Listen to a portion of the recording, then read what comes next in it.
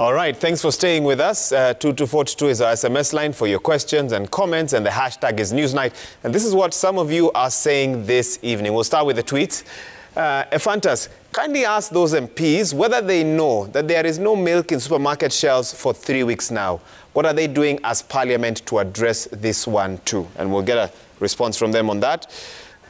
All right, let's see what else Kenyans are asking. Edwin is saying, fuel supply chain is done 1 month plus one basis. There is no sudden spike in demand, so the fact that there is fuel and it is not being sold is simply hoarding. So that's how he reads the situation. Another SMS here, this one coming in from Nyaga Kaira. If what Kimani Ichung'wah is saying is true, then we need to disband Parliament and they all go home. Okay? Just 4 months. For 4 months at least. Another message here, this one from Edwin O. From each litre of fuel, we also pay 18 shillings for road maintenance levy. Have the legislators considered checking how that is also spent? Okay. We have another one here. No name, but you say, Hi, Mwaura. Someone asked today on social media that big politicians' motorcades are not affected by the fuel shortage, and they are still up and running. I wish the two panelists would address this point. Okay, let me read some here on the SMSs here. Simiu Mwanga, an independent journalist, is asking, kindly ask John Buddy, is the country experiencing rising fuel prices or fuel shortages caused by government laxity? That's one there. Another person here, okay, no name, again to you, John Buddy. Can you tell us why the Energy PS told Kenyans that we have enough stock and waiting tankers in the ocean waiting to offload? Another viewer here is saying, I wish your guests would also discuss the drought situation. What is the impact of that and what is Parliament doing to shield Kenyans for that? And let me see if there's any other here. Somebody says, our government needs to be responsible or it will become a man-eat-man country. I tell you, my friends, it will be more fire and this is getting out of hand. Let me give you a chance to respond to some of those. There's one on milk.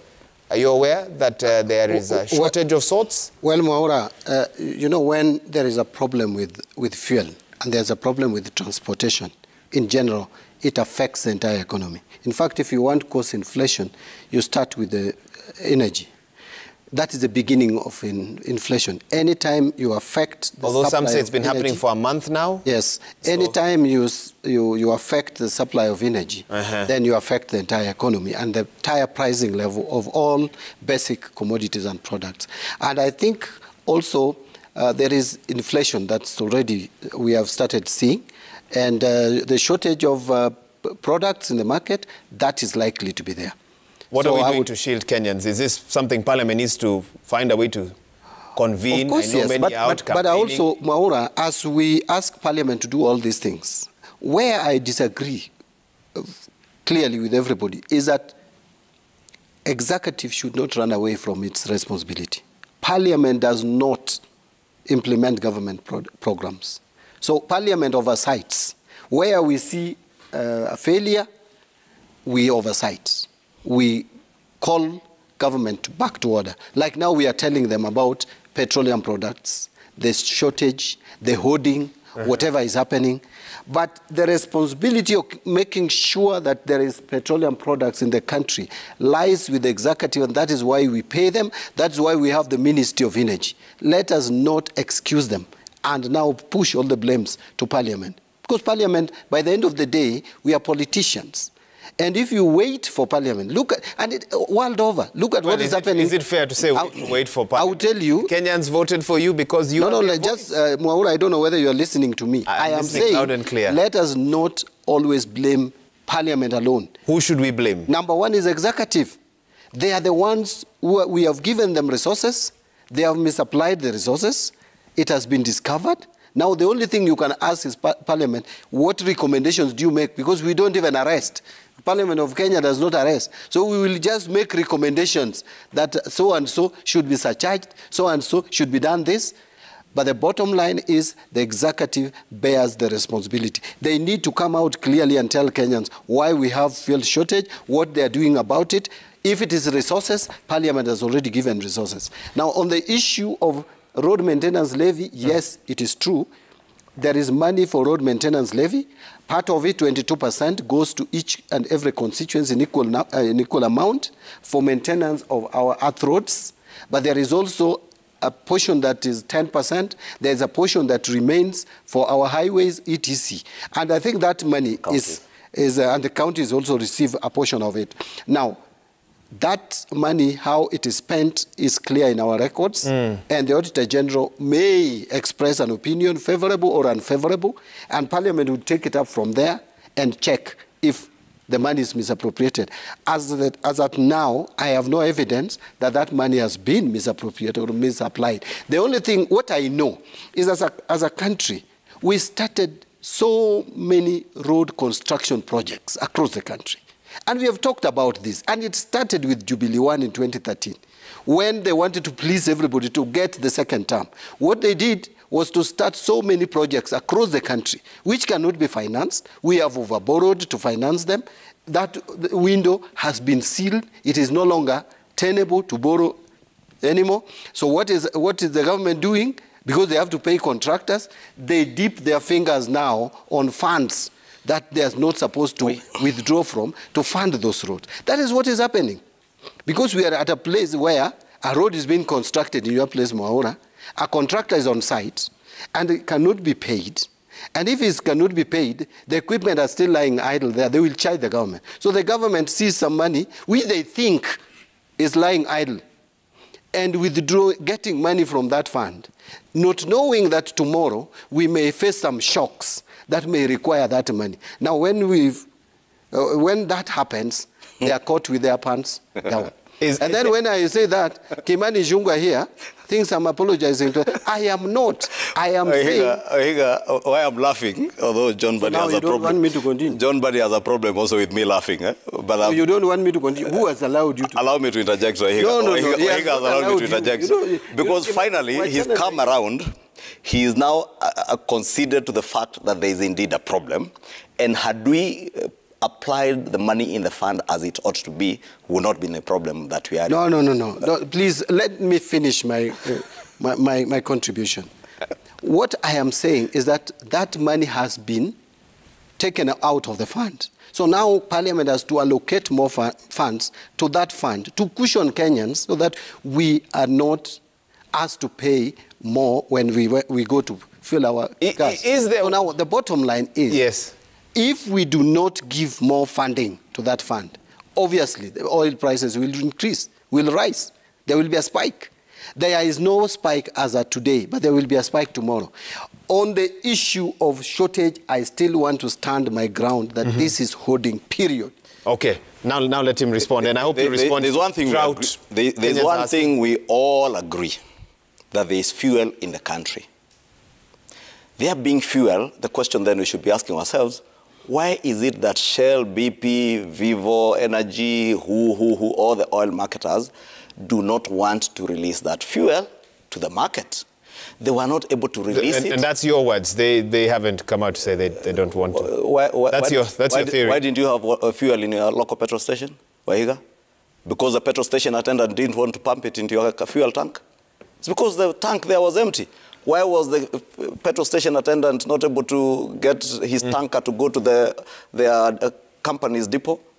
Because if you get fuel and you end up selling it at a loss, there's no business person who will do that, Wahiga. And those are facts. I don't even know what we're arguing about, because those are facts that any reasonable Kenyan will be able to see. And that's why I say those facts we will not change. I am happy John Buddy at least now concedes that we have misapplied the money that was in the fund. Ask yourself again, had we not misapplied, would we be in the problem that we are in, even of rising fuel costs? John Buddy just told you, last year, during COVID, we only spent less than 2 billion shillings to be able to stabilize prices until the money got exhausted and the fuel prices went up from 127 to 135. If we had money in that fund, we would not even have gotten to 135. That being so, there's somebody who said in the SMSs that maybe we should disband Parliament. I'll just advise him, we have only 4 months. please throw out all these ODM and minority MPs who Junet Mohammed said are cows that just follow what they are told. Number two, Wahiga, I did mention about Article 223 and John Badi was not listening to me. I don't know why he tends to be too emotional today. He even fails to listen to what I'm saying. I said the misapplication of 223 is what has gotten us to where we are. How have we misapplied 223? And let me just also educate you a bit. On the road projects that we started from 2015, 2014, 2015, all the road projects were done on an annuity basis such that you have a contract that goes, let me finish. There are a few that were on the annuity program, like the Kiserian Road. That didn't work. Let me finish. Stop lying on Why are you being so emotional? Relax, my friend. I'm just telling you, relax. The annuity program failed. It never worked. Relax. It never worked. Stop being emotional. Are you the owner of the private entity that is being... No, the point is, you see, Kimani, what I don't want you to do... Why don't you... Please don't lie. One at a time. Yeah, why doesn't he allow me to finish? He queries your annuity statement program, on the and I have given you the example of the Kiserian Road, Isinya Kiserian Road, that is on annuity all the way to Matasia, done, and I think is now complete. The program that we had with the roads program was a program where you do a road over 3 financial years. You finance it over 3 financial years. The misapplication of 223, John Badi, that I was talking about, and it would be so embarrassing if you can sit here with me and you sit in the budget committee, you have been my member in that committee, and tell Kenyans, look into your camera there, tell Kenyans that the CS National Treasury has not misapplied 223. His misapplication of 223 is what is partly creating this problem. How? When you abuse Article 223 of the Constitution that allows you to get money that is not in the budget and come for post facto approval from Parliament. If you listen carefully and if you would replay the clip when Aden Duale was raising the point of order, he enumerated places where money had been allocated to the military, to KDF, to NMS. Ask yourself, Wahiga, in a country where you are saying today Kenyans have no food on the table, fuel prices, all food item prices are skyrocketing, we are busy doing phantom projects to spruce up our parks. Just walk down to Uhuru Park. Walk across Langata Road to Uhuru Gardens. I don't know what phantom projects you are creating there just to secure somebody's legacy at a time when you can't feed your people. Last week, let me give you a very good example again, because John Badi was busy campaigning in Homa Bay. He wasn't in Parliament. We proposed a number of amendments. Top among those amendments was an amendment to create a 5.7 billion fund for fertilizer subsidy to be able to cushion farmers for the planting season, actually for the next planting season. Because the planting season that we are in now, most farmers in the food basket areas of this country, they are done with the planting season. Yesterday, the CS Agriculture is on some PR escapade in Kitale, telling farmers to come and queue for 6 hours to get 10 bags of fertilizer that is subsidized. Where has that money come from? The ODM members of Parliament and Jubilee members of Parliament would not stand the amendment because it had been proposed by a UDA-affiliated member of Parliament. And they killed that amendment on the floor. Honorable Tiren, who is the chair of Agriculture, attempted another one at only 1.2 billion shillings. He could not be allowed even to move that amendment because of being shouted out. Let me finish. Briefly. You had like 5 minutes. Allow me 1 minute. I was concluding. If you don't, are you timing? But the moment you keep interrupting, this guy is talking forever. Just tell him to relax and stop being emotional. Finish up, Kimani. When all that died, yesterday, the day before yesterday, the CS National Treasury announces that they have now put 5 billion shillings to the fertilizer subsidy program. Again, using Article 223. Now to bring it to Parliament for post facto approval through a supplementary 2 budget. Only 2, 3, 4 months to the end of the financial year. Therefore, when I say that there has been a misapplication of Article 223, and this is the root cause of many of our problems, because we are using Article 223 to put money, government money, into projects that have not gone through the scrutiny of Parliament. And that is why I have no shame to say on national TV that to a large extent, Parliament has failed. And it is not Parliament generally. It is Parliament where people refuse, because they refuse to apply their God-given brains. Okay. When the Auditor General brings a report to Parliament telling you that millions of money has been misapplied from this fund into a private entity, and members of Parliament want to sit and tell us it is not misappropriation into a private entity. Go ahead. How? You know, when you allow Kimani to take all the time insulting people without facts, I mean, applying blame. Would you have better brains than some of us? Well, I don't think so. I don't think so. I could. But anyway, just relax. First annuity program failed. This is something that was brought up in 2013. It failed. Even the funds that were put in that account is still lying there. He knows it. And we have questioned it a number of times because it cannot be spent. The framework was not laid. So there's a lie that is spewing here that some roads were done. There is no road that has been done under the annuity program in this country. Okay. And I can say that for a fact. Now, number two, stop sensationalizing things and whipping emotions. The reason why Kenyans are hungry today is because of some of you who decided to eat the money that was supposed to irrigate this country. The dams that were supposed to be done were not done. The Galana Kulalu, which was supposed to alleviate poverty and bring food security in the country, was eaten by your people when you were fully in charge of the government. You are fully in charge of DCI and EACC. Arrest them, take them to court. They have been arrested, some of them. Take them to court. So, but you were defending them all over the place when they were arrested. You said no money was lost. And take so the bottom line is, stop. Also to court. When now you are not, when now, you know, you are speaking a lot of rubbish, and I was not even interjecting. That's why when you speak rubbish, I correct you. That if there was money stolen from dams, money was equally stolen from dams. Take them to court. Just immature. Let me just finish my story. Stop whipping emotions, Kimani. You know exactly how this country has found itself where it is. You know very well what Jubilee One contributed to the problems we have today. You have been even trying to distort the figures of money borrowed between 2013 and 2017. You cannot distort it. The figures are there. In fact, this time, Kenyans expected difficulty and hardship. Why? Because we had Corona, which we never had in Jubilee One. And they were busy borrowing money to give Anne Waiguru to go and clean streets in Kibra, something that is not adding value in terms of productivity to the nation. You go borrow money at 7% interest rate to come and clean the streets, and you expect to pay that money syndicated loans. You are going commercial loans. You are borrowing money all over the place. Now we are where we are. You want to claim high moral ground. That now, because we are not in government, we are speaking for the people of Kenya. Were you not the same people who passed a legislation which I objected to in 2014, where you allowed this country to borrow money and spend at source? That money is not even coming now to our consolidated fund. It doesn't have to come. Yet the Constitution is very clear that any money received, whether from Kenyan taxpayers or borrowed, should go to the consolidated fund. It is them, through Duale, who is the one who moved that amendment. Parliament. And I objected to it. I'm the only member of Parliament who opposed that amendment.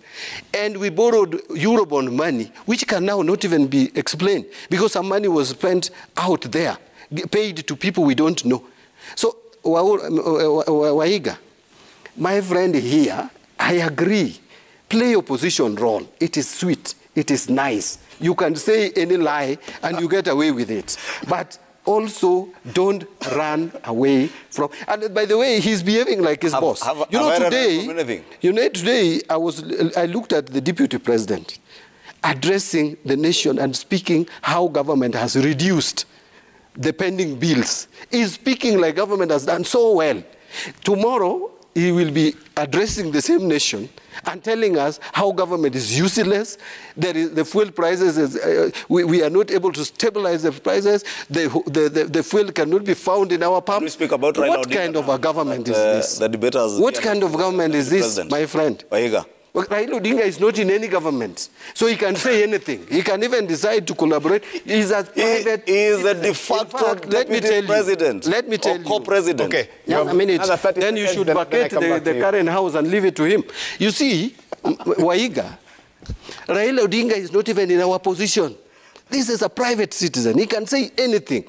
No one should hold him accountable. The only difference is now he's seeking presidency, so he should be more responsible. It is his boss who is still being paid with my money as the deputy president of this country. And he is no longer in go-slow. He is now a ghost worker, occupying our state house. I mean, state resource. He is in our house as a nation. And then you are telling me Raila Odinga is a de facto. John, which is de facto? Okay, now let's go ahead. Wahiga, I will avoid getting into the insults that John Buddy is trying to drive me into insulting the deputy president as a ghost worker. Because if there is any ghost worker, he knows who the ghost worker is, who is the de facto co-president of this country. Getting money from state coffers without flinching an eyelid, you know it, John Buddy. Which man? And you cannot deny that Raila Odinga today is basically the de facto principal assistant to the president, or co-president for that matter. And Wahiga, you know me, and Kenyans know me. I never shy away from taking responsibility. I have been on this seat, on this show, apologize to Kenyans for certain things that, had I known better, I would not have known. I wish John Buddy today, who sees President Uhuru Kenyatta more often than me, I only see him on TV insulting people and claiming he's being insulted. I wish, because you speak to Uhuru Kenyatta, you speak to Raila Odinga, I wish today you can sit Uhuru Kenyatta today and ask him some of those questions that you pretend to be asking Kenyans here today, or asking me. Because when anything that I supported in the first term, especially on the road projects, even today, Wahiga, I will look at that camera and I will defend it. Because when I tell you the Isinya-Kiserian road, up to somewhere in Matasia, was done, and you can go drive there through the annuity program, they are facts that I know. When I tell you that contracts in government are being awarded over a 3-year financial period, those are facts. Get the CS Macharia, put him here and ask him whether those are facts. Or get President Uhuru Kenyatta, or John Buddy can walk into State House tomorrow and ask President Uhuru Kenyatta whether that was his program. And there was a reason why there was heavy investment in infrastructure. That heavy investment in infrastructure was to anchor our economy towards a projectile of growth through the Big Four agenda. We abandoned that Big Four agenda because John Buddy and Raila Odinga walked into the House and diverted us from the Big Four to the Big Two of handshake and BBI. That is why we're in the rot we are in today. You cannot tell Kenyans that they are hungry today because Aurora and Kimwarel Dam was not built. What do you tell to someone in Kitui who has no food today, or somebody in Kikuyu who has no food today? When people are buying cooking oil at $14.15 only in February last year, today it is 3,100 per 10-liter jerrycan. And I tell you that because I shop for my beautiful wife, and I know, because I used to go and buy cooking oil at $14.50 for 10 liters, now at 3,100. And you want to tell me that is because of Aurora and Kimwarer? You have been in government.